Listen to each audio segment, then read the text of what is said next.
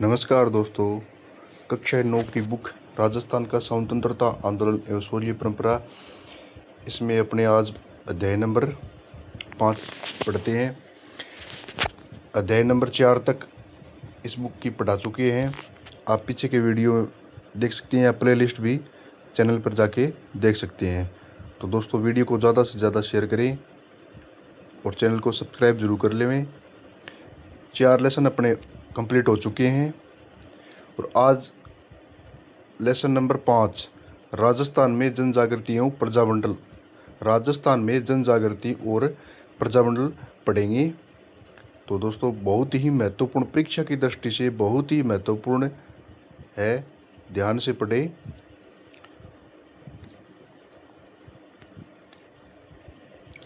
अध्याय 5 राजस्थान में जन जागृति और प्रजामंडल। 1857 ईस्वी का प्रथम स्वाधीनता संग्राम सफल नहीं हो पाया, परंतु जनता में नव चेतना व जागृति की भावना आवश्यक उत्पन्न हो गई। इसके लिए निम्नलिखित कारक उत्तरदायी थे। राजस्थान के सांस्कृतिक एवं ऐतिहासिक वैभव की आत्मानुभूति जब हिंदी, गुजराती और बंगला साहित्य से राजस्थानी चरित्रों के बारे में हुई, तब जनता अपने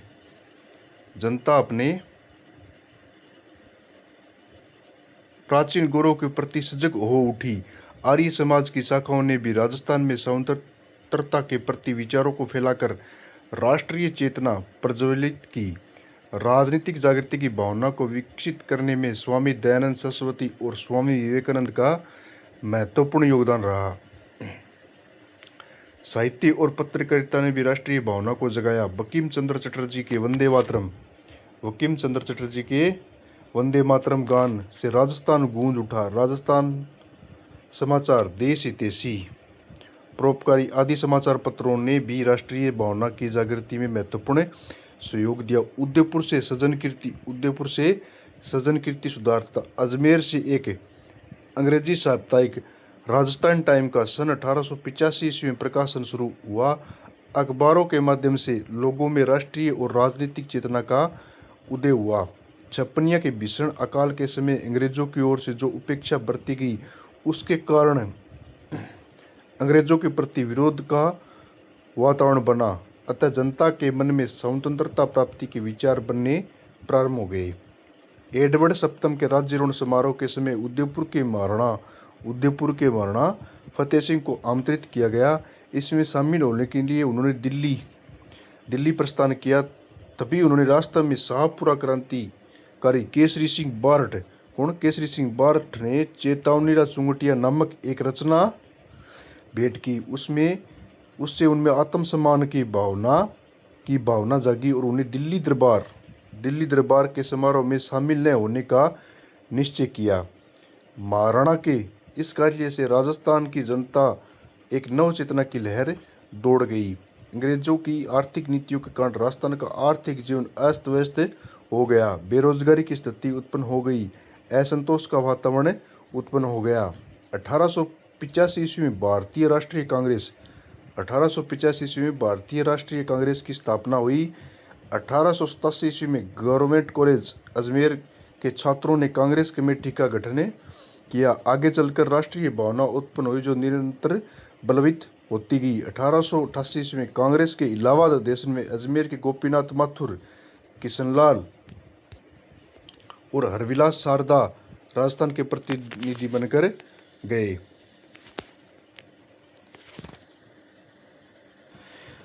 1918 ईस्वी में दिल्ली में आयोजित कांग्रेस अधिवेशन में राजस्थान के कई व्यक्तियों ने भाग लिया, जिसमें परिणाम स्वरूप इनका संपर्क ब्रिटिश भारत और अन्य राज्यों के नेताओं से हुआ। इस अधिवेशन के बाद गणेश शंकर विद्यार्थी, विजय सिंह पथिक, जमनालाल बजाज, चांदकर्ण शारदा, गिरधर शर्मा, स्वामी नरसिंह देव सरस्वती आदि के प्रयत्नों से राजपूताना मध्य भारत सभा नामक एक राजनीतिक संस्था की स्थापना दिल्ली के चांदनी चौक स्थित मारवाड़ी पुस्तकालय में हुई।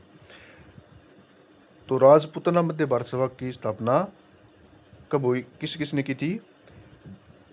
गणेश शंकर विद्यार्थी, विजय सिंह पथिक, जमनालाल बजाज, चांदकर्ण शारदा, गिरधर शर्मा, स्वामी नरसिंह देव सरस्वती आदि ने राजपूताना मध्य भारत सभा की स्थापना की। कहाँ? दिल्ली के चांदनी चौक स्थित मारवाड़ी पुस्तकालय में हुई। कांग्रेस उसके बाद में कांग्रेस के नागपुर अधिवेशन में 1920 ईस्वी के समय यह कांग्रेस की सहयोगी संस्था मान ली गई। राजपूताना मध्य भारत सभा का दूसरा अधिवेशन के साथ ही दिसंबर 1919 में अमृतसर में संपन्न हुआ। मार्च 1920 ईस्वी में इसका तीसरा अधिवेशन जमनालाल बजाज की अध्यक्षता में अजमेर में आयोजित हुआ। दिसंबर 1920 ईस्वी में सभा का चौथा अधिवेशन नागपुर में हुआ। भारतीय राष्ट्रीय कांग्रेस का अधिवेशन भी इसी समय नागपुर में हो रहा था।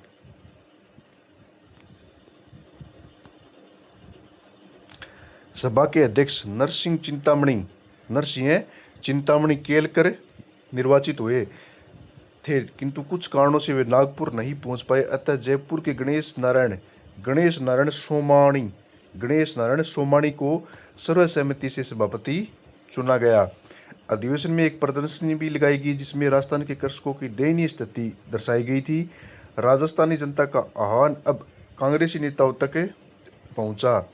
राजस्थान के नेताओं के दबाव के कारण कांग्रेस ने एक प्रस्ताव पारित किया जिसमें राजस्थान के राजाओं को यह आग्रह किया गया था कि वे अपनी प्रजा को शासन में भागीदारी बनाए। 1919 में वर्धा में ही राजस्थान सेवा संघ की स्थापना विजय सिंह पथिक, रामनारायण चौधरी, हरिभाई किंकर के योगदान से हुई।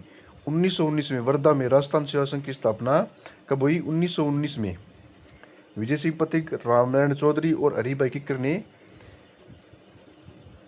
योगदान से हुई थी। 1919 में राजस्थान सेवा संघ की स्थापना।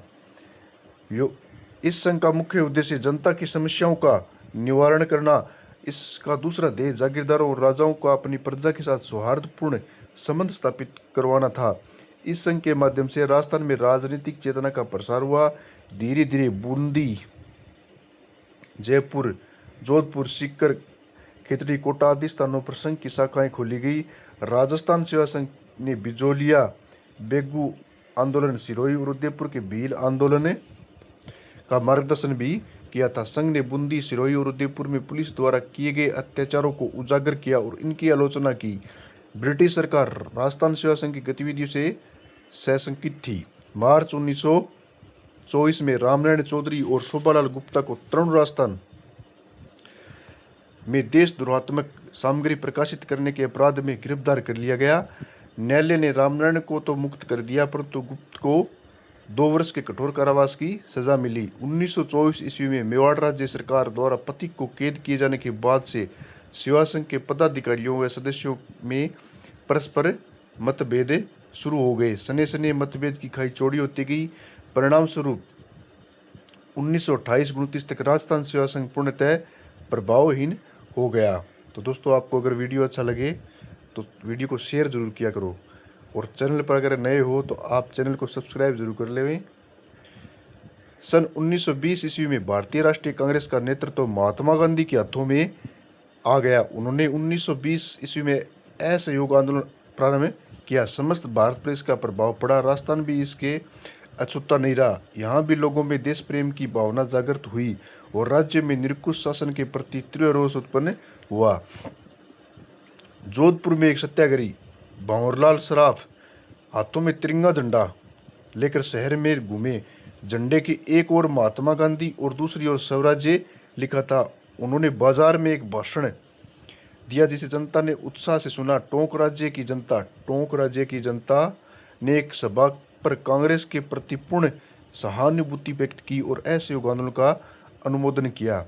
वहां के अंग्रेज पुलिस अधिकारियों ने उनके नेता मौलवी अब्दुल रहीम, सैयद जुबैर मियाँ, सैयद इस्माइल मियाँ, काजी महमूद अयूब आदि को गिरफ्तार कर लिया। लगभग 70 अन्य व्यक्तियों भी इस संबंध में गिरफ्तार किए गए लेकिन शीघ्र ही छोड़ दिए गए। जयपुर राज्य में जमनालाल बजाज ने अपनी राय बहादुर की उपाधि लौटा दी और 1 लाख रुपए तिलक राज्य कोष में दिए। उन्होंने 11,000 रुपये मुस्लिम लीग को भी दिए। उन्होंने अखिल भारतीय कांग्रेस कमेटी के कार्यकारिणी का सदस्य बनाया गया। इसके बाद वे गांधी जी के बहुत निकट आ गए। बजाज से प्रेरित होकर राजस्थान के दूसरे व्यापारियों ने भी आंदोलन के दौरान कांग्रेस को आर्थिक सहयोग दिया।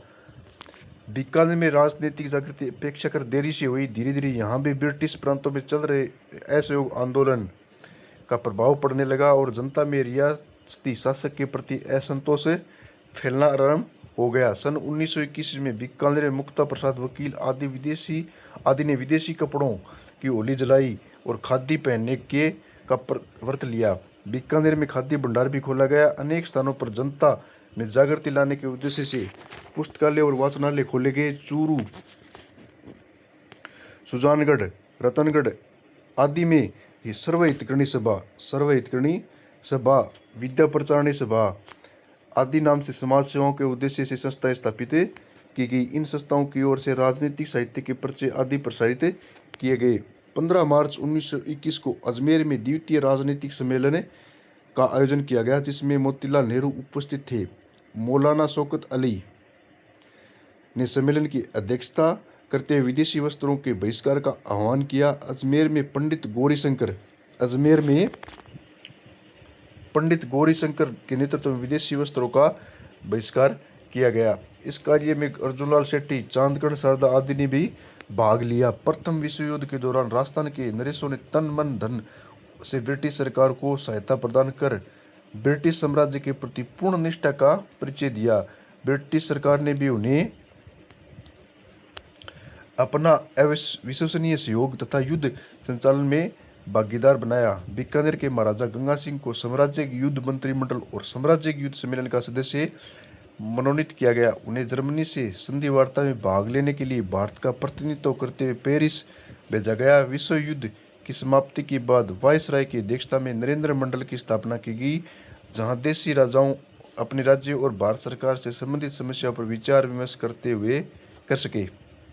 इसके साथ ही ब्रिटिश सरकार द्वारा देशी राजाओं को संकेत दिया गया कि राष्ट्रवादी, मध्यम वर्गीय लोग, किसान, मजदूर आदि समाज के निम्न स्तर की उभरती हुई शक्ति ब्रिटिश सरकार और देशी नरेशों के लिए समान रूप से अशांति और खतरा उत्पन्न करने का कारण बन सकती है। ब्रिटिश प्रशासकों ने मेवाड़ के बिजोलिया ठिकाने में किसान पंचायतों की स्थापना पर गौर किया और उनकी आत्मनिर्भरता की तुलना रूसी सोवियतों से की और बिजोलिया किसान आंदोलन के सूत्रधार प्रतीक को वोलेशविक यानी विप्लववादी कहा। विप्लववादी या वोलेशविक किसे कहा जाता है? बिजोलिया किसान आंदोलन के सूत्रधार कौन थे? विजय सिंह प्रतीक को कहा जाता है। ये बहुत ही महत्वपूर्ण है। एक बार फिर समान हितों की बात कर देशी राज्यों का सहयोग प्राप्त करने का प्रयास किया। देशी राज्यों का अस्तित्व ब्रिटिश सत्ता के साथ जुड़ा हुआ था, इसलिए राजस्थान के राजाओं ने असहयोग आंदोलन को अपने अस्तित्व के लिए खतरा समझा। तो दोस्तों, आज के लिए इतना ही काफ़ी है। मिलते हैं नेक्स्ट वीडियो में, अगला पार्ट। तब तक पेज को सब्सक्राइब जरूर करें और वीडियो को शेयर जरूर करें दोस्तों। अपने दोस्तों को वीडियो शेयर जरूर करें। धन्यवाद दोस्तों। मिलते हैं अगले वीडियो में इसी लेसन में।